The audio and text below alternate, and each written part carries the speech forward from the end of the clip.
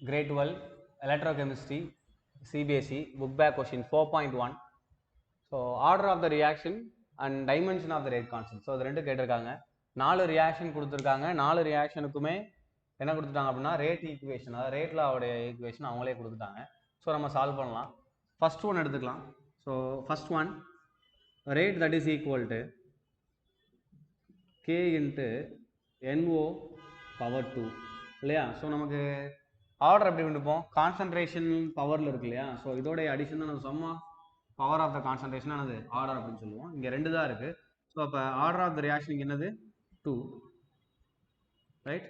So rate கான்ஸ்டன்டோட dimension கண்டுபிடிக்கிறது எப்படி, K that is equal to அதே ஈக்குவேஷன் நம்ம எழுதிக்கலாம். அப்போ rate divided by concentration of NO square அப்படின்னு எழுதிக்கலாம்.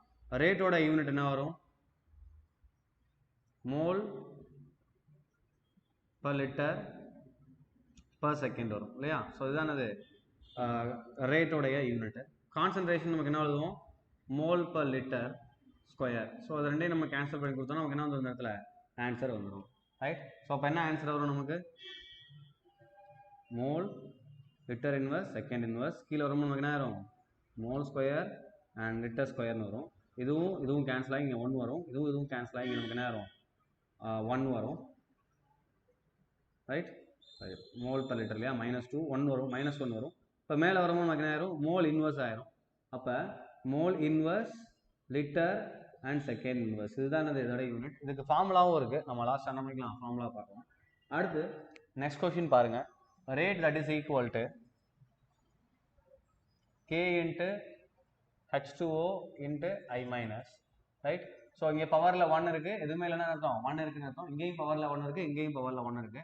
ஸோ அப்போ நமக்கு என்ன வரும், order of the reaction it is equal 2. அப்போ டைமென்ஷன் என்ன தான் வரும், நமக்கு சேம் தான் வரப்போகுது. அப்போ ரேட் கான்ஸ்டன்டோடைய டைமென்ஷன் ஒரு ஆர்டருக்கு ஒன்று தான்ப்பா. அப்போ நமக்கு ஆல்ரெடி செகண்ட் ஆர்டருக்கு என்ன கண்டுபிடிச்சிருக்கோம், mole inverse litre second inverse கண்டுபிடிச்சிருக்கோம். ஸோ அதே தான் வரும். அப்போ mole inverse litre second inverse வரும், ரைட்? நெக்ஸ்ட் கொஸ்டின் பாருங்க, third one, rate that is equal to K into CH3 CHO power 3/2 இருக்கு. ஸோ அப்போ அதோடைய ஆர்டர் என்னது, பவரில் நமக்கு என்ன நம்பர் இருக்குது, 3/2 இருக்குது. ஸோ அப்போ order of the reaction that is equal to 3/2, ரைட்டா? அப்போ ரேட் கான்ஸ்டன்ட்க்கு நமக்கு என்ன வரும், K that is equal to rate என்ன இருக்கலாம், mole litre inverse second inverse divided by mole power 3/2 litre power -3/2. So இதை நம்ம ஒர்க் அவுட் பண்ணால் கிடைக்கும் நமக்கு இதுக்குரிய ஆன்சர் வரும். ஸோ அப்போ இதுக்கான ஆன்சர் நீங்கள் கண்டுபிடிச்சிக்கோங்க, ரைட்? அடுத்து fourth one, rate that is equal to K into C2H5Cl கொடுத்துருக்காங்க. இதுலேயும் பவரில் நமக்கு என்ன தான் இருக்குது, 1 தான் இருக்குது. ஸோ அப்போ பவரில் 1 இருந்தால் ஆர்டர் ஆஃப் த ரியாக்ஷன் நமக்கு என்ன வரும், 1 வரும், ரைட்? ஸோ அப்போ ரேட் கான்ஸ்டன்டோடைய டைமென்ஷன் என்ன வரும், எதுவுமே 1 வந்தால் என்ன வரும்னா டைம் மட்டும் தான் நமக்கு இன்வர்ஸில் வரும். ஸோ ரேட்டுக்கு பார்த்தீங்க அப்படின்னா என்ன வரும், நமக்கு mole litre inverse second inverse divided by concentration ஒன்றே தான் இருக்குது. அப்படின்னா வரும் நமக்கு மோல் லிட்டர் இன்வர்ஸ்னு வரும். ஸோ இதுவும் கேன்சல் ஆயிரும், இதுவும் கேன்சல் ஆயிரும். அப்போ கேவோட டைமென்ஷன் என்ன வரும், நமக்கு செகண்ட் இன்வர்ஸ் அப்படின்னு வரும், ரைட்? அப்போ தேர்ட் ஒன்றுக்கு இதே மாதிரி நம்ம என்ன பண்ணலாம், ஒர்க் அவுட் பண்ணிக்கலாம். ஸோ அதை மேலே கொண்டு வரும் -பவர் 3/2 வரும். அப்போ ஆன்சர் நமக்கு என்ன வரும், மோல் பவர் 1 அடுத்து லிட்டர் இன்வர்ஸ், இல்லை நம்ம மோல் எழுதிக்கலாமா? ஸோ மோல் பவர் 1 அதேமாதிரி மோல் பவர் -3/2, ரைட்? அதே மாதிரி என்ன வந்துடும், litre power -1 and litre power +3/2 second inverse.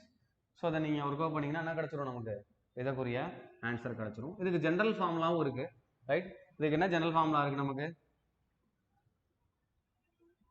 Mole litre inverse second inverse power 1 - n அப்படின்றது என்னது நமக்கு ஜென்ரல் ஃபார்முலா. இல்லை என்னன்றது ஆர்டர் ஆஃப் த ரியாக்ஷன்.